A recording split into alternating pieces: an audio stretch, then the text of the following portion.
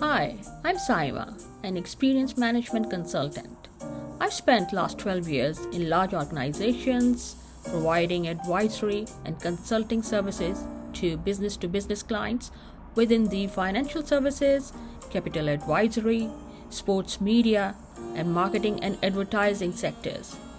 The financial models being offered at Fin Analytics Lab provide businesses, investors, and financial professionals to analyze performance, forecast future scenarios, and make data-driven decisions.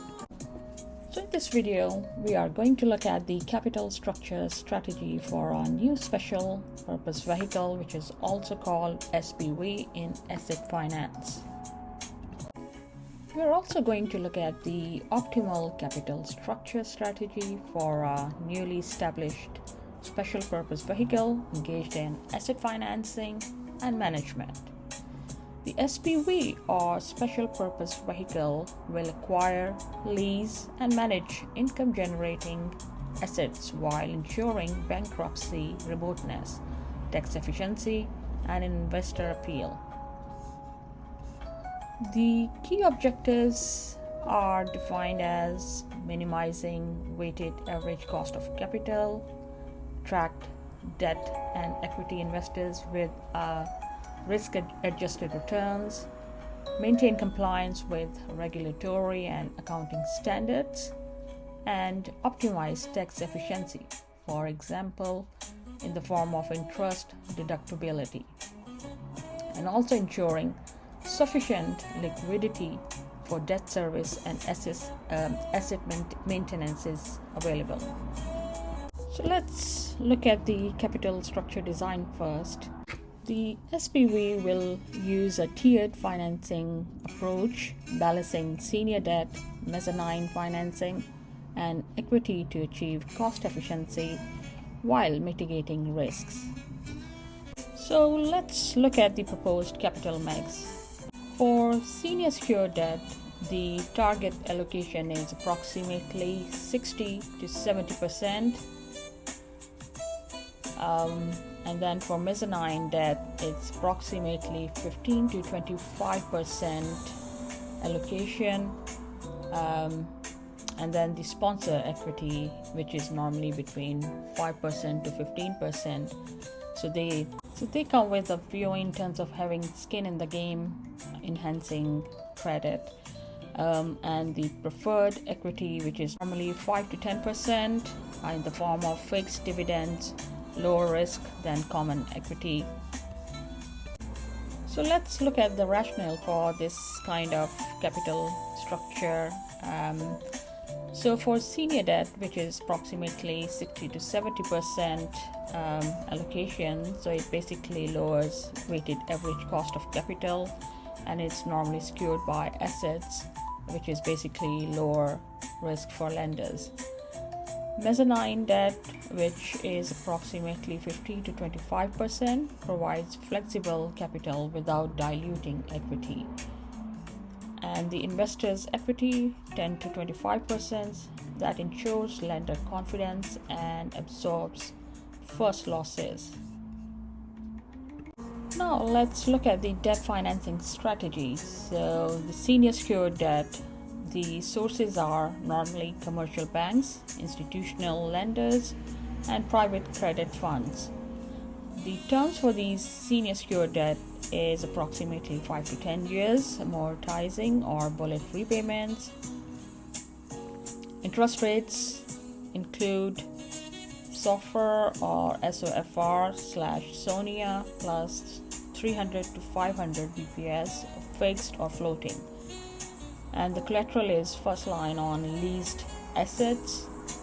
The covenants include debt service coverage ratio, which is also called DSCR, is greater than or equal to 1.25%.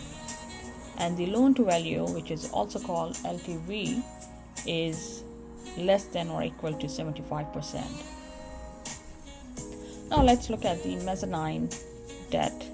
For mezzanine debt, the sources are normally private debt funds, hedge funds, insurance companies, The terms for mezzanine debt is interest rates are between 8 to 12%, PQ or cash pay, subordination, second lien on unsecured debt, equity kicker, warrants or conversion rights, optional.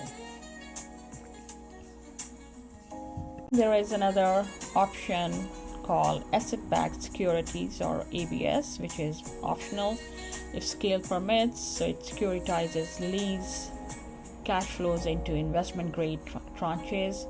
The benefits are lower cost of funding versus traditional loans, and its off-balance sheet treatment is structured properly. Now let's look at the equity financing strategy. Sponsor equity is normally 5 to 15%. The purpose is that it demonstrates commitment, improves debt terms, and the structure is normally common equity, may include management incentive plans. Then the next form is preferred equity, which is normally between 5 to 10%, and the investor appeal is that it's fixed dividends approximately or between 8 to 10% with priority over common equity. You have seen in the form of common shares versus preferred shares. And there is an exit strategy as well, so it's redeemable after 3 to 5 years. And then there is another form, which is strategic minority partners. Normally the potential investors are infrastructure funds, pension funds, and family offices. And the terms for strategic minority partners are co-investment rights, ROFR on asset sales. And now we will look at the risk management strategy. So normally the risks involved are interest rate risk, and the mitigation strategy for this is using fixed rate debt or interest rate swaps. There's another risk which is called default risk, and the mitigation strategy used for this is to diversify leases, reserve fund, 6 months of debt service. In terms of managing liquidity risks, the mitigation strategy is staggered lease maturities, revolving credit facility, and then the risk called asset depreciation. So the mitigation strategy for this is residual value guarantees, maintenance reserves. So while developing a capital structure strategy for a new special purpose vehicle or SPV involved in asset finance requires aligning financing sources with the risk, return, and cash flow profile of the assets. The objectives of the capital structure should be asset-backed. The SPV will be ring-fenced and its obligation will be secured by the underlying assets. The exit and recycling strategy for the capital structure is using structured refinancing when assets mature or stabilize, securitization of cash flows, which is also called ABS issuance, sale of residual equity or asset pool, and then portfolio rolls up into permanent capital vehicles in the form of REITs. So now let's look at a scenario where the special purpose vehicle in asset finance and management is to acquire and manage high quality leased assets with predictable cash flows. The investment ask is, for example, seeking Y in equity for specific purpose, and the target IR internal rate of return is approximately 12 to 18%, adjusted based on risk profile, secured by asset class, and LTV is less than or equal to 75%. So the competitive advantage for this SPV is having predictable cash flows, for example, long-term leases to credit-worthy tenants, and also having sponsor expertise. So team has approximately 20 plus years in aircraft leasing, and the financial projections for the SPV is, let's say, total assets. So in year 1, so they have $50 million of total assets. In year 3, they will have $120 million, and in year 5, they will have $200 million of total assets. The net yield in the first year is 8%, in third year 10%, and in the fifth year it's 12%. The DSCR in the first year is 1.3%, year third 1.5%, and in fifth year it's 1.7%. So this SPV will be using a funding mix of 70% senior debt at the rate of 6% and 20% mezzanine at the rate of 10%, and they will be putting in 10% equity. So thank you for joining us today and learning about the special purpose vehicle and its unique value proposition in asset finance.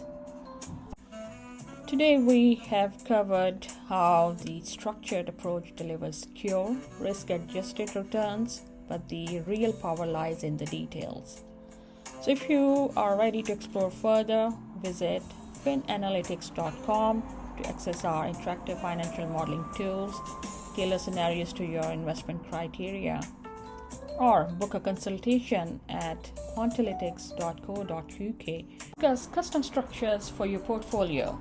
We look forward to partnering with you. Until then, explore the numbers at finanalytics.com.